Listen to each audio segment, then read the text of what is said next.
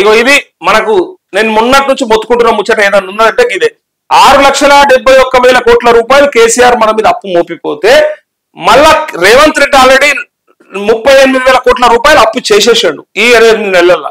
ఇప్పుడు రుణమాఫీ కోసం అట్లే రైతు భరోసా కోసం ఇంకా పెట్టాల్సిన వాటి కోసం ఖచ్చితంగా అప్పు చేస్తారు. అన్ని కలిపి ఎన్నైతే అంటే ఇగో 7,33,000 కోట్ల రూపాయల అప్పు అయిపోతుంది ఎప్పటి వరకు? మార్చి నాటికి. ఇంకొక 7-8 నెలల్లో కరెక్ట్ గా 7,33,000 కోట్ల రూపాయలు మన నెత్తి మీద ఉంటాయి.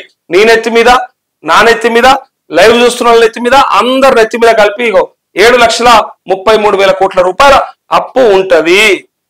ఇక దీంట్లో భిన్న అభిప్రాయాలు. అప్పు చేస్తేనే కదా అభివృద్ధి అవుతుంది, లేకపోతే ఏడుకెళ్ళి అవుతుంది, సంక్షేమం ఎట్లొస్తుంది, అప్పు చేస్తేనే కదా సంసారం నడిచేది అంటారు. కానీ కొంతమంది ఏమో అభిప్రాయపడతారు సంసారం ఉన్నంతలోనే చేయాలి, కానీ అనవసరంగా లేని హెచ్చులకు పోయి, లేని ఆర్భాటాలకు పోయి, అనవసరంగా మీ రాజకీయాల కోసం మీరు లేని పథకాలు పెట్టి ఇంకా నాశనం పట్టకుర్రి.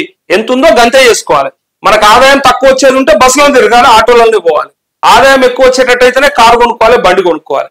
కానీ అవి కొంటేనే కదా రేపు పొద్దుగల అది ఉంటది కదా ఎసెట్, అది కూడా ఉపయోగమే కదా అంటే దాంట్లో భిన్నాభిప్రాయాలు. అదే చెప్పినా కదా, అది కొని నష్టపోయేటోడు ఉంటాడు, అంటే అది చేసుకొని అది చేయక లాభపడ్డోడు ఉంటాడు. కాళేశ్వరం కడితే అది వైట్ ఎలిఫెంట్ అయి కూర్చున్నాయి, ఇవాళ తెల్ల ఏనుగు అయి కూర్చున్నాయి. కాళేశ్వరము మనం ఖర్చు పెట్టే పరిస్థితి వచ్చేసింది. మనం దాని మేపుడే, అది మనల్ని మేపుడు కాదు. కాళేశ్వరం వల్ల రైతులు కాదు బాగుపడేది, రైతులందరూ కలిసి కట్టే ట్యాక్సులతోని వాటన్నిటితోని దాని మేపే పరిస్థితి వచ్చింది. అందుకే దాన్ని వైట్ ఎలిఫెంట్ అని పేరు పెట్టారు. వేలాది కోట్ల రూపాయలు కరెంటు బిల్లు కట్టి ఆ లిఫ్ట్ ద్వారా నీళ్లు ఎత్తిపోసి తీసుకొచ్చుకొని రైతులకు నీళ్లు ఇస్తే మరి ఎన్ని లక్షల ఎకరాలకు రైతులకు పండుతా ఉంది, ఎంత ఆయకట్టుకు చేరింది. పైగా దానిపైన మరి ఎకరానికి అంత ఖర్చు అవసరమా?